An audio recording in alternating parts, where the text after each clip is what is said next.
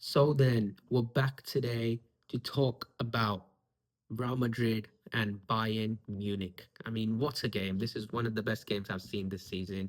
It everything. I think the imperfections of football just make it so entertaining because both of these teams, I think, today made a lot of mistakes. I think defensively made a lot of mistakes. I think they were open at times.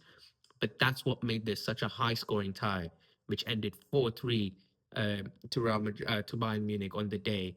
And it was 6-4 on aggregate overall. So both the legs have been very entertaining. And we really get to know why this is called the Super El Clasico of the Champions League. This is the European El Clasico, right? And it really lived up to that. And it's always fun when both these giants of football go up against each other. But let's talk about the game. So we start off with the lineup, which Real Madrid came in as we expected. The lineup with Mendy there, Militao, Rudiger, Trent, Brahim, Bellingham, Valverde, Gullit played, and Mbappe and Vinny up top. Bayern, it was literally the same lineup as it was on in the first leg. So nothing really to talk about there. There's no changes. But Real Madrid start this game with a goal from Ada Güler in 30 seconds. Manuel Neuer makes a huge mistake. And we were talking about how this guy, how is he 40 still? How is this guy 40? The amount of saves he was doing last in the last leg, he won the man of the match. It was so good. And in the second leg, he was absolutely atrocious. I mean, both the goals, I feel like the first two goals for Ada Güler were all up to Manuel Neuer. Both of them could have been saved. The first one, it was his mistake. He was trying to do something with his left foot. I think he was trying to lob the pass. It didn't work. It went straight to Arda Güler. And Arda Güler, easy finish for him. But what a beautifully taken finish. First time, looks up, says, oh, now it's not on his line. First time, hits it, curls it in, back directly into the goal, top corner. I mean, it was unsavable. And even Neuer wouldn't have got back to it anyway.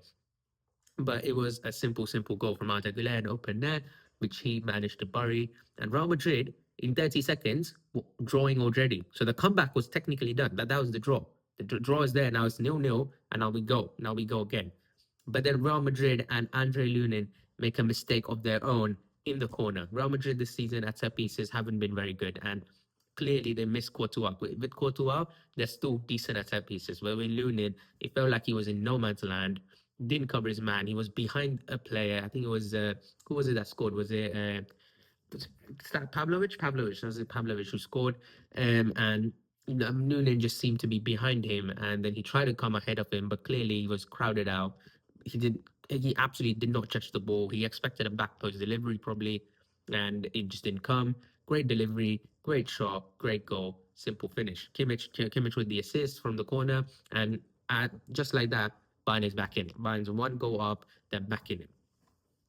And then in the 24th minute, if I'm not wrong, was it the 29th minute? I'm just going to check it. 29th minute, Brahim Diaz gets taken out right outside the box, which for me wasn't a foul.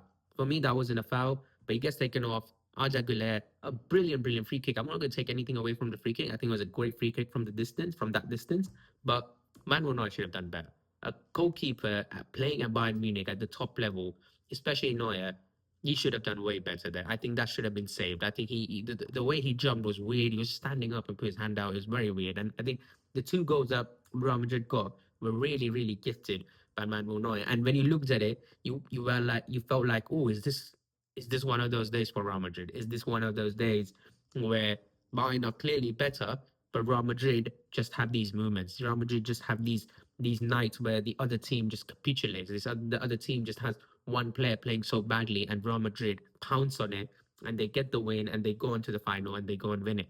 And we really thought this was one of those days in Europe that Real Madrid is going to have again. But then Harry Kane and Upamecano said no. Upamecano, who had a lot of criticism in the last game, in the first leg against Real Madrid, where he made a mistake which Vinicius Junior should have finished but couldn't finish.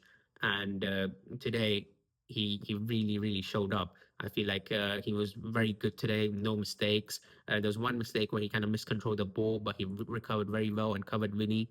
So it was brilliant. I think Upamecano was flawless today, and the goal and the pass to Kane for the goal was brilliant as well. Just ball progressing. Everyone thought, is he going to shoot? Was he going to do it? He had so much space. No one pressing him. Really bad from Real Madrid.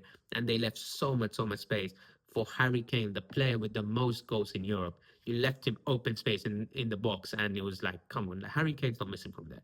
And he finishes off a great touch, stops, gives you a second, lets the other players do something. Like, he makes them like make a decision, and he kind of hesitates and then just pops it in the bottom right corner, just swerves it in. Easy finish, one of the best finishes in the world, and he wasn't missing from there. So a great goal for Harry Kane that makes Bayern Munich go ahead again in the tie. And then we go into half time. The second half started, and I was expecting the second half to be less goal feasting because I was expecting both teams to be more secure. Real Madrid now knew that they can get at Bayern. Real Madrid knew that they can score on Bayern, and that's why I was expecting the second half to be more cagey. And both these teams came out, and it was sort of more cagey. I feel like Real Madrid were better defensively at times, and Bayern were doing good as well. But at the end, Real Madrid also had quite a few chances with Kylian Mbappe missing a great ball from Trent Alexander-Arnold, crossed in. Kylian Mbappe got a shot to it, but Neuer made a great save. I think it's the only great save he made today. But I think Mbappe could have also done better in that situation. And I think Mbappe today was decent, but I also feel like there was times in the game where I felt like, Mbappe, why are you waiting? Run. There's times when Real Madrid were on the counter attack and Mbappe was jogging. And I'm like, Mbappe, you gotta run. You gotta make that run. You gotta stop making those runs. You gotta start sacrificing so maybe people get attracted to you and maybe someone else can get the ball and they can score. You can get across it. There was also two times where there's ones where Trent crossed the ball in and Vinny and Mbappe completely just whiffed the ball. I think it went under Mbappe's foot. Um, and there was also two scenarios where Mbappe had the ball. It was 2v2 with Mbappe and Vinny against, I think it was Upamecano and Jonathan Tah. And Mbappe could have easily slipped Vinny in, which would lead Vinny to be one-on-one with the goalkeeper, where Vinny could have finished it. But Mbappe decided not to pass. He just decided not to pass. He tried to do it on his own, and then the counter-attack and the attack was just completely lost as all the players of Bayern got back, and it became null and void. So I think at times I felt like Mbappe in those split second decisions was trying to do too much on his own, where at times he should have just led the ball through and passed it through, and it would have been a better result for Real Madrid. And it's something that we really need to look at today because I feel like Mbappe and Winnie, now it's been two seasons that will be trophyless. I mean, Real Madrid, 9 points behind Barcelona, they're not coming back. Um, if they do, it will be a monumental comeback and it'll probably be a capitulation from Barcelona. So for me, I think they really need to look at this team and look at Mbappe and Vini in particular and really think about if these two are going to work together. Because for me, right now, through all the results we've seen, I don't think they are. These guys, they might be great friends off the pitch, but on the pitch, they cannot link up together. They cannot understand each other's play style. They try to do too much on their own, and it feels like it's just going to continue. And it feels like this Real Madrid. You look at the future, you don't know what manager you're going to get. You don't know what kind of players you're going to get. You know what you need, but you don't know if you're going to get them. And it really looks like this project. It needs a lot of work to finally become successful again. Because you've seen today, we see the individual brilliance, we see the talent is there, but at times, Real Madrid really need more than just the talent to be there. They need actual system, not a system like Barcelona's or Man City's or Bayern Munich's, but an okay system that can balance out and give these individual talent, individual stars, a stage to work at and to really flourish, right? And I think Vinny and Mbappe together, I think that's not going to be it because I feel like you can't have two superstars at the same time because there'll be no sacrifice, there'll be no link up. The only time we've seen three absolute superstars work together was the MSN trio. Even BBC, I feel like Benzema and Bale sacrificed a lot for Ronaldo, right? They weren't really the link up type. They sacrificed a lot. They weren't the biggest superstars out there. But for MSN, it was the biggest superstars, and they really were good friends, and they really linked up and understood each other. And clearly, Mbappe and Winnie, they don't understand each other on the pitch. So it'll be an interesting um, puzzle to Perez and Real Madrid on what to do with the future of both these players. But some of the players of Real Madrid I want to look at that really played good. I think Jude Bellingham was great today. I think he did his job brilliantly today. I think the way he was handling that midfield, the way he was running, the ball progression, the defensive contributions. I think it was great. He was really showing his presence. His presence was felt today. His presence was felt. The 6'2" massive English guy with great technical ability, and he really made his presence felt. And I felt like sometimes he was just shrugging Kimmich, shrugging Pavlovich off the ball, and he was really making plays. There's at times where I felt like, oh, you could have released the pass quicker there, and you're trying to do too much. But most of the time, I think Jude Bellingham was brilliant today, and I think he really is someone you have to look at after coming back from injury and not having the best of forms for the last about 2 years now. He's really someone Real Madrid fans and Real Madrid themselves can look and be happy about that. This guy is finally back at his best form, and even English fans, when they go into the World Cup with Jude Bellingham, can be happy about how good he can be when he's at his best. Another one is obviously Arda Güler. I think apart from the goals that he took brilliantly, he was very good. He was sharp today. Obviously, he got a red at the end for complaining to the referees. We'll get to that.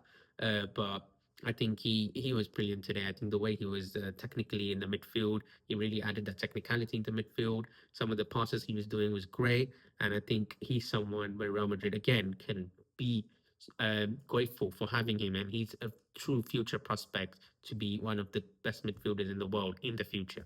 He's not right now, but he definitely has the ability to be that kind of player. Another Real Madrid player I think was not too bad was Mendy and Eder Militao. I think both of them were great. I think Mendy really kept Elise quiet till the end until they got the red card, and obviously Elise gets a goal. But until then, I think Mendy really kept him quiet, and it really kind of gives a show of what if it was Mendy instead of Carreras in the first leg. Because Mendy, although he's not the best at going into the attack, I think Mendy lacks a lot, and you can desire a lot from Mendy when he goes into the attack. I think he's not that good, but when it comes to defensive contribution and he comes to defensively being a solid left back, I think Mendy is very very good. I think Militao coming back is great as well. I think Militao, some of the headers he was winning, some of the interceptions he was doing, I think it was great. The yellow card he got, he could have avoided. I think it was a bit silly. But other than that, I think Militao was decent as well. But at the end, it was his deflection that led to a goal by Luis Diaz after the red card. Now, coming to the red card, I think the substitutions made a huge difference in this game for both teams. I think as soon as Bayern Munich got on Alphonso Davies and Jamal Musiala, I think they looked better. I think Jamal Musiala was brilliant today. I think he was very underrated today. I think for me, yeah, you could say Olise got man of the match, but for me, Musiala was better when he came on than Olise. The way he was moving in the midfield, some of the plays he was doing, there was once where he kind of went through Kamavinga. No, I think it was who was it? I think it was Valverde trying to tackle him, went through him, ran, and Kamavinga had to pull his shirt, or Emma Musiala was literally on for a pass to Olise or Diaz, which they would have scored. Even the ball to Luis Diaz, which he should have hit first time, but he didn't, and Trent recovered. It was great from Jamal Musiala again, and I think technically in the midfield, you can really see how good Jamal Musiala really is when he plays at his best. And this is Jamal Musiala we talk about because last game, in the first leg, when he came on, Bayern looked even worse. But coming back from such an injury, it takes time to recover. And today we really saw uh, glimpses of how good Jamal Musiala can be. I think Davies, even the overlapping runs and stuff he did was good. I think that's something Bayern Munich have been missing for quite a long time. And I think him coming back will also help Bayern, especially against the likes of PSG and the pace they have in behind.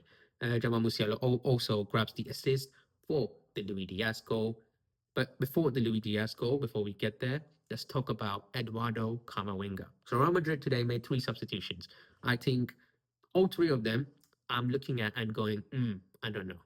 Mastantuono coming on, I don't know. I mean, he came on the 90th minute. The game was kind of done by then, but him coming on was a bit weird. Even Thiago Pitash coming on for me was very, very, very weird. I feel like there's other players, more experienced players sitting on your bench that you should have gone on than these guys.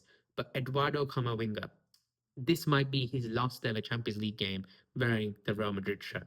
Because, firstly, the first yellow card, I don't blame him. It's a smart foul. He has to make that foul. Or Jamal Musiala's through. He might get a pass in that could lead to a goal. So he has to make that foul. It was a clear yellow card. No problem with that. The second foul was so avoidable. was so avoidable, and the time wasting he did after that was so avoidable. And the referee, and I know there's a lot of Real Madrid fans saying, "Oh, it's a robbery," but let's be honest here. The referee, when he gave him the red card, he told him, "I told you 3 times." He made this finger gesture saying, "I told you 3 times not to do this, and you're still doing it. I'm going to give you a second yellow." And I think it's a 50-50 decision. At times, referee probably don't give it. At times, referee do give it. But you also got to look at the situation. It's a high pressure situation. It's a quarterfinals against two European giants in Bayern Munich. All the fans are screaming, they're shouting. It's a high pressure situation. The referee will get frustrated because when it comes to the end of the match, it does become physical. It does become nervy. And the referee did warn Kamavinga about 2 times before to not make some fouls. He did get away with 1 or 2 fouls before that as well. And at the end, the referee had to, for the time wasting and for the foul, give Kamavinga a second yellow. I don't think I'm too on the right or the left going, oh, it should have been completely yellow. It's definitely yellow, or oh, it's a robbery. I think if it's a yellow, it's a second yellow and a red. Have you seen it done before? And it's not the biggest ever robbery. And Real Madrid fans shouldn't even be talking about robberies because the free kick they got, it shouldn't even be a free kick because Brahim Diaz clearly dived. So I think both teams really, there's decisions that have been made that both teams didn't really didn't really benefit from.